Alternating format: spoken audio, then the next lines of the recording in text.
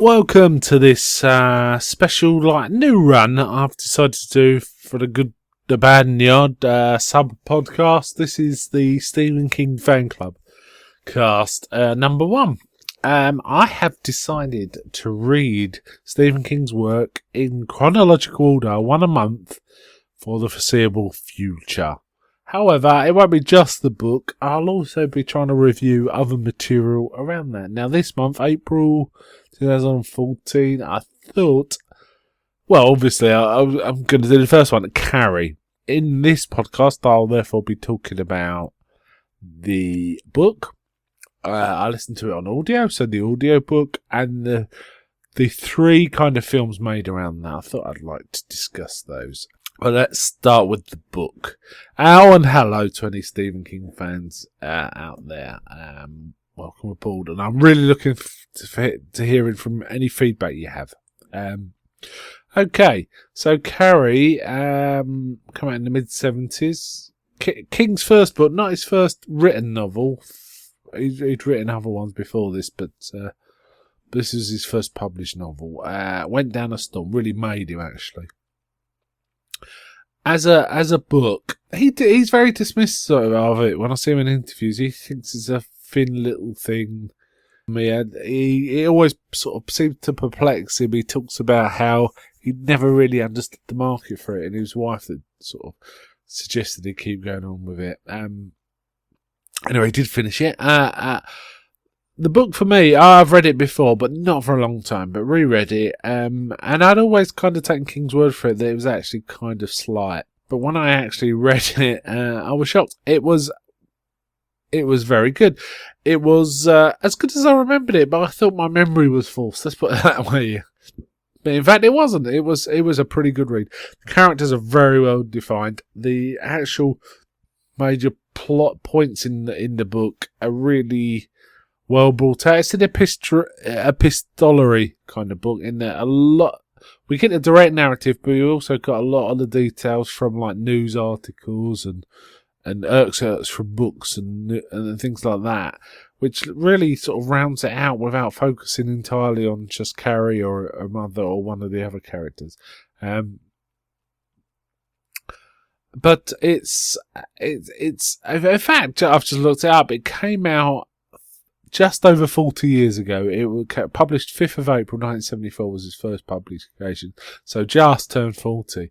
And it's broken into 3 parts, one called Bloodsport, one called Prom Now, and one called Wreckage, which actually ties in with the significant action set pieces, if you were, of the books. It's a fairly well-known story, so I'm going to go into it. There's going to be spoilers, but it's an old story, so it can't be too bad. Bloodsport concerns with... it starts with Carrie in the girl showers, having her first period, not knowing what it is, thinks she's bleeding to death.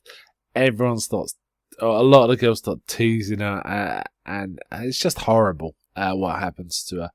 And then this sort of precipitates things. Her mother's a sort of religious nut maniac, fundamentalist type who tries to control Carrie, but Carrie wants to try and have a normal life. Everyone bullies her and stuff like that. And then the second part of the story is prom night, the actual central thing of the films as well, and the book of going to the prom night, having a really nice night, starting to relax, starting to feel normal, becoming queen of the prom, and then having that awful thing happen to her, but then carnage ensues. And then the third part is called Wreckage. It's the aftermath. Now, I really enjoyed this book. It was a really, really good book. Really enjoyed it. I definitely recommend rereading it again if you've read it before and it's been a while. Read it again. It's really worth it. I did also find out that apparently this is quite frequently banned in US schools, which I find a bit odd. It sold 4 million copies. It's a powerful read. It has got a real punch. King's got this, I think this is why King's such a popular author, even with such a large number of books. He's got this ability to make you feel like the thoughts and actions you're reading about of all sorts of characters are genuine and authentic and raw. That's what he does, and he's really good at it. He's a great storyteller. And Carrie in particular really runs along at a fast pace. It really feels punchy and fast and runs hard, and that's part of his joy. I think the epistolary style, as I said, really works well with this. I like that kind of book, though. Dracula's one of my favourite books because of that. I just like the journal type sort of mechanism for telling the story. It's a kick in the head book, in my opinion. It does illustrate some of King's strengths and weaknesses, and his strengths being his character. It's brilliant. The way he draws characters, the way he sort of gets into their heads. Weaknesses, weak around the endings. Not so bad with this, actually, but he can be. There was also an interesting segment in there where Billy Nolan, who's one of the main bad guys, there's a section where he's talking about how Billy feels about his car that really made me feel like this. What was written could have been on the back cover of Christine. It was about, a love of a teenage lad and his car. Overall, really powerful book. Very much enjoyed it. Now, I did say that I listened to it on the audiobook. I listened to Sissy Spacek's reading of Carrie, actually, and it was a rather fine reading. She really imbued it with a sense of immediacy. One thing about this story, it doesn't really date because it's tied to feelings, and the other thing is, it's a core basic story. It's about being bullied and revenge, and for that reason, I think it's a very attractive story to revisit, and that's one of the reasons I'm not too bothered about the remakes. I think it's actually one of those stories that could be remade for each generation or every other generation or something along those lines. It kind of lends itself to that because its more general themes don't get old. They're going to be with us forever. And I think it bears remaking. I'm not one of those that think that remakes are terrible. I think they have to stand on their merits. But yeah, it was a really good audiobook. The Carrie out of 10, I would give it 8 out of 10 as a book. The audiobook, I give 9 out of 10 because I think Sissy Spacek did a really good job. All audiobooks tend to be improved by decent actors doing them because they really imbue it with a sense of character. Also, I went on to watch the 3 films, only one of which I've seen before. And the first one, obviously, being the 76 one, De Palma's Carrie, made only a couple of years after the book came out with Sissy Spacek. It's the night of the senior prom. The Bates High School gym is alive with excitement. Everybody is there, even Carrie White. The girl no one likes. We're all sorry about this incident, Cassie. It's Carrie! And everyone makes fun of her. The girl who lives in that creepy house with her crazy mother. Help the sinning woman see the sin of her days and ways. Show her that if she had remained sinless, the curse of blood would never have come on her. The girl with the strange power. If I concentrate hard enough, I can move things. But tonight, no one will laugh at Carrie. If you don't have a date for the prom next Friday, would you like to go with me? She's with the best-looking boy in the senior class. He's trying to trick me again. She'll be voted queen of the prom. You know, I can make sure that you don't hurt Carrie White anymore. For Carrie, it will be a dream come true. For everyone else, it will be a nightmare. Carrie. A new film by Brian De Palma. Based on the chilling bestseller. Starring Sissy Spacek, Piper Laurie, and introducing John Travolta in his first motion picture role.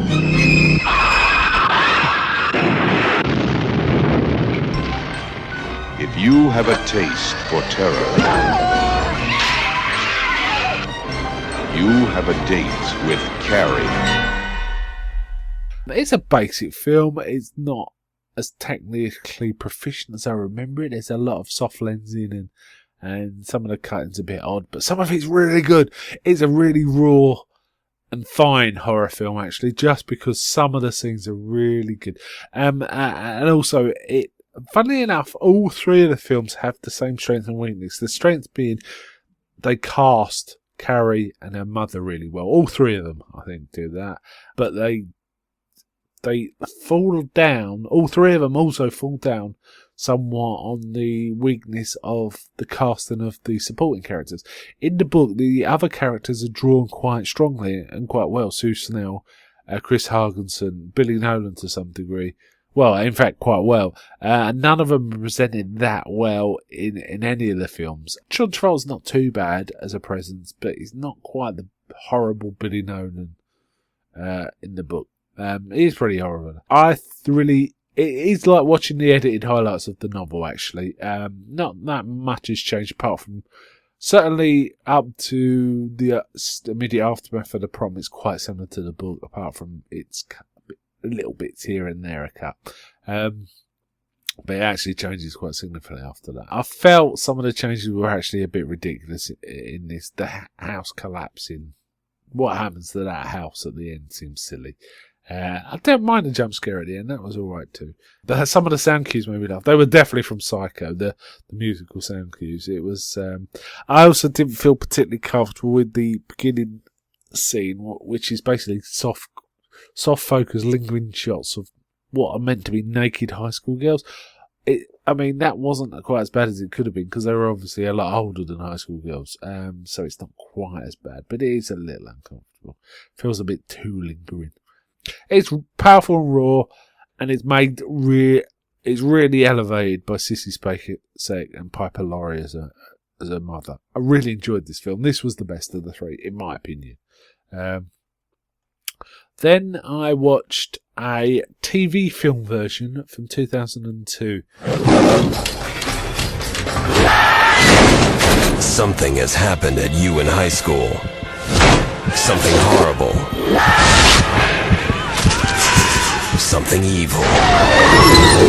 And one man must find out what it was. So the going theory is that the three of you conspired to get Carrie White to the prom so you could humiliate her.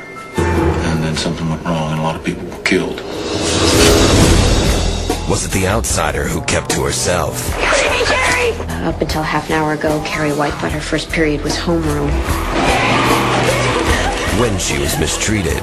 You should have told me, Mama. The girls all made fun of me. Did she just fade away? Shouldn't people like that be homeschooled? You know, creepy religious people. We're very sorry about all this, Cassie. It's Carrie. You want me to take Carrie White to the prom? Carrie, based on the Stephen King masterpiece. See, some people are having trouble believing that you had your boyfriend take Carrie White to the prom out of the kindness of your heart. Reimagined for a new generation. The terrifying story of a girl born of sin. I'm trying to be normal. It's evil. You're not going, and that's final. Mama, please sit down and talk with me. Witch. You can't stop me. She finally got her moment in the sun. Only to be fooled again. But this time, the joke's on them. Carrie. Sin never dies. Like I've already said, the strengths of it are the casting of Carrie, who's played by an actress is a little old for this, but it worked fine. And the mother, I thought the mother was a very nuanced and fine performance, actually. And one of the things this benefits from is the actual high school kids look like high school kids, so they're age-appropriate actors, so that was quite good. However, it was quite a poor transfer. I think it's just been transferred from NTSC without much care, and it's very soft looking and fuzzy and quite poor quality. It basically made it all look very cheap. Unfortunately, the main nastiness in the story was kind of homogenized because this was a TV movie and they moved towards bland. Had some decent practical effects where she was like throwing tables around. That was quite good. But the CG effects were quite bad in this. It really looked quite bad. And there was one bit I had to laugh because it was so bad. There was a bit, they showed a scene, which wasn't in the first film, of Carrie talking to the next door neighbour when she's a little girl, and then stones raining down on the house. Now, they're just stones in the book, and we read it as like a news report. But in this, it looked like a mini version of Armageddon. They were like whistling down. It would have been totally destructive, the way they presented it. It just looked laughable. It was kind of silly. The main bad guys, Chris Hargensen and Billy Nolan, just aren't effective. Sue Snell was fine. It was a little drawn out. The whole framing device of being questioned by the police was an interesting twist, not bad. And the ending was just weird because, I mean, the idea was this was supposed to lead into a series, I think. This was some sort of pilot, which didn't pan out. And it was like, how's this going to work out? And I guess it could have worked out in a kind of the same way the Incredible Hulk TV series worked out, going place to place and trying to restrain the powers and then kicking off when the bad guys get too bad. Or Kung Fu was the same premise. Incredible Hulk, same premise. It's that kind of thing. I expect. It never panned out anyway, so it doesn't really matter. Not great. Okay, and that brings us to the third movie, which was 2013. Brightly beams our Father's mercy from his lighthouse evermore.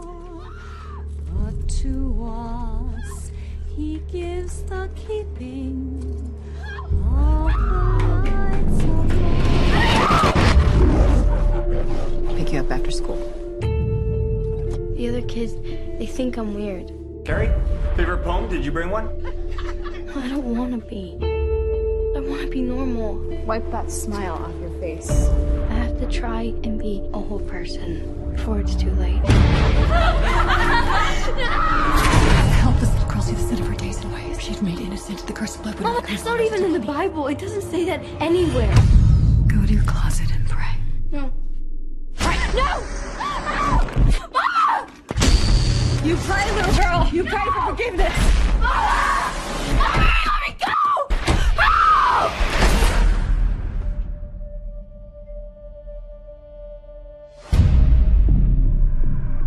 If I concentrate hard enough, I can make things move.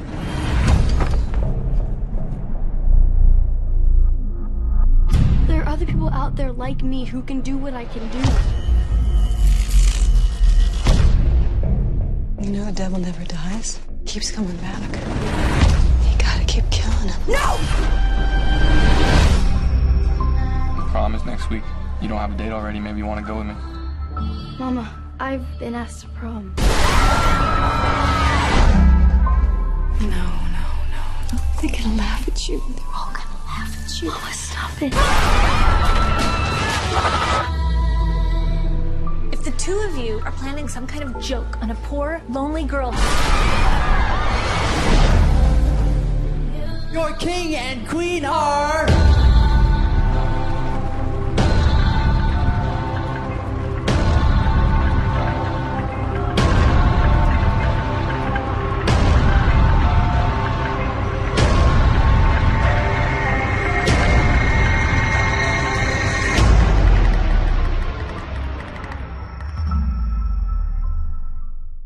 Plays Grace Moritz, who, most famous for Heat Girl, plays Carrie. This got a lot of bad press when it came out, but I thought it was okay. It wasn't as good as The Department, but it wasn't bad. It, as I've already said, it suffers from the same extreme sense of weakness as the other ones. Great casting of Carrie, great casting of her mother with Julianne Moore. But the rest of the characters seem to be underdeveloped compared to the book. They just haven't cast, apart from Miss Desjardins, she was cast quite well. She was quite a good presence. She worked as well as the character in the book, but the rest of them didn't. It didn't, to me. It just felt bland. I thought Moore's version of Miss White was kind of interesting. She wasn't quite as strident as the other movies, but she seemed to be slightly more mad, in fact. She was self-harming in a really gruesome way. And apparently this was supposed to be much closer to the source than Department's first date, but it's essentially a remake of the film.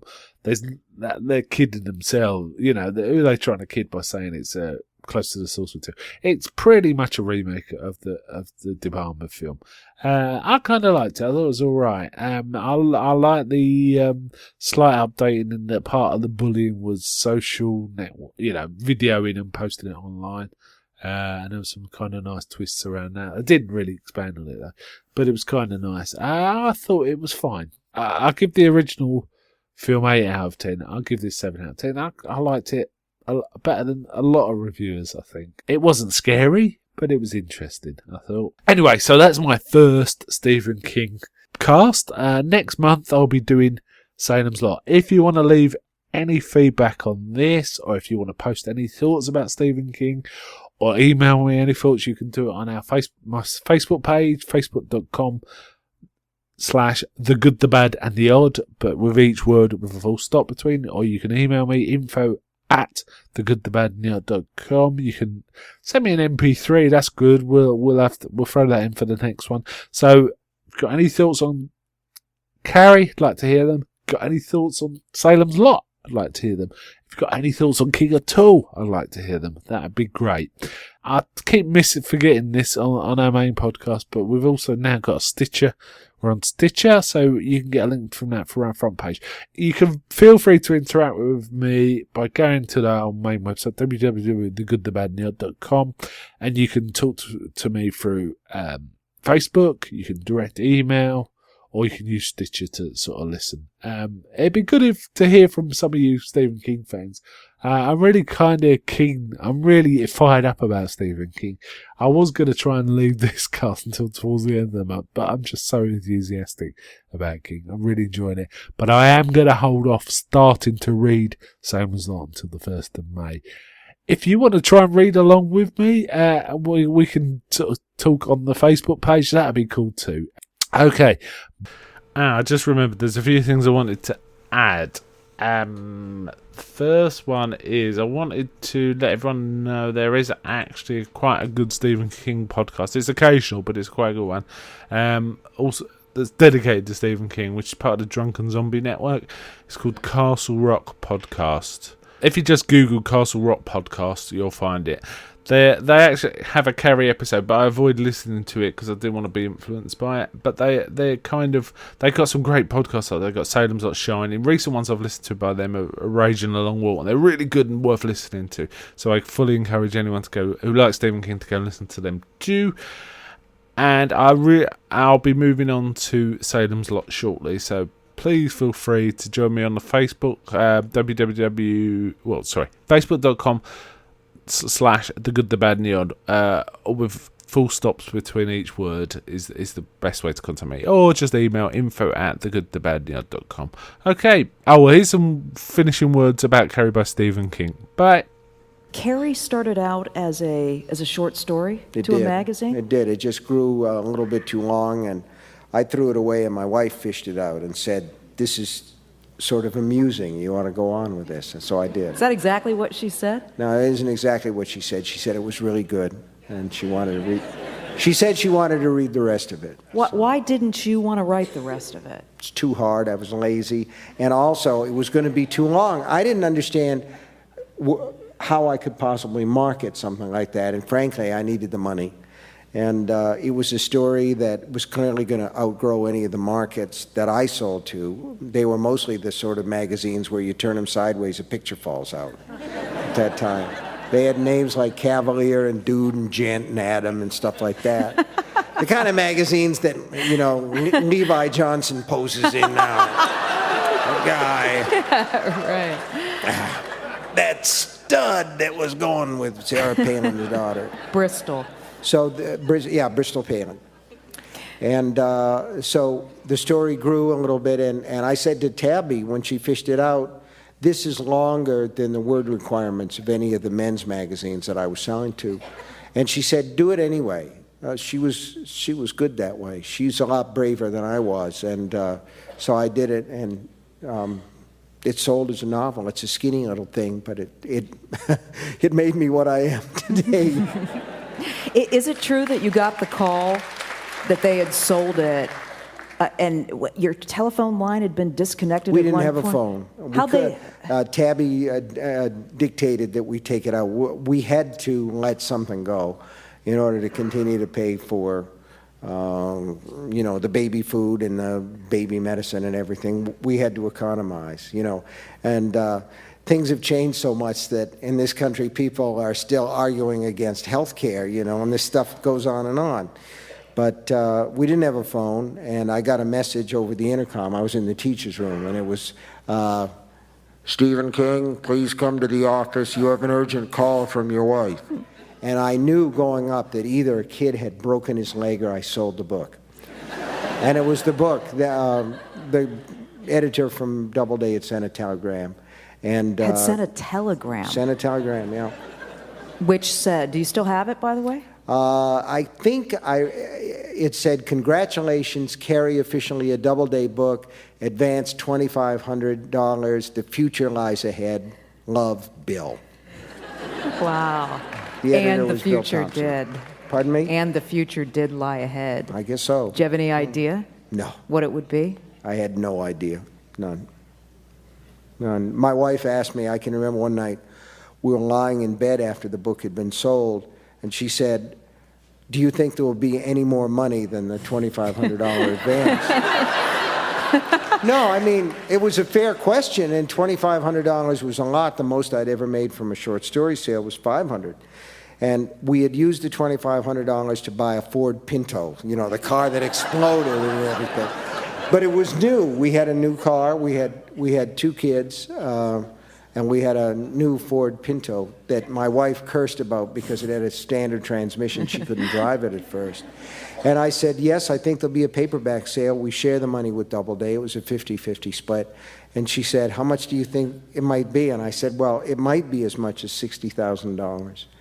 And we would get 30, and I could afford to take a year off and write another book, which is what I wanted. I wanted a little room to run. Mm-hmm. And it turned out that it sold for $400,000, which was more than... And the thing about that was, I got that news from my editor on a Sunday. My wife was up visiting her mother, and I was in the house. She'd taken the kids. I was there by myself, and my legs went out from under me. I was standing in the doorway. We did have a phone by then, at least. They advanced it. But we were living in a real dump of an apartment, and I just slid down the doorway between the kitchen and the living room and sat there and said, you said $40,000, right? And he said, no, $400,000. And we had the conversation, and I just walked around the house, and finally I couldn't gather my thoughts, and I finally decided I had to buy my wife a present. And it was now wait a minute, wait. It was Sunday, everything was closed except for Laverdier's drugstore, so I bought her a hairdryer.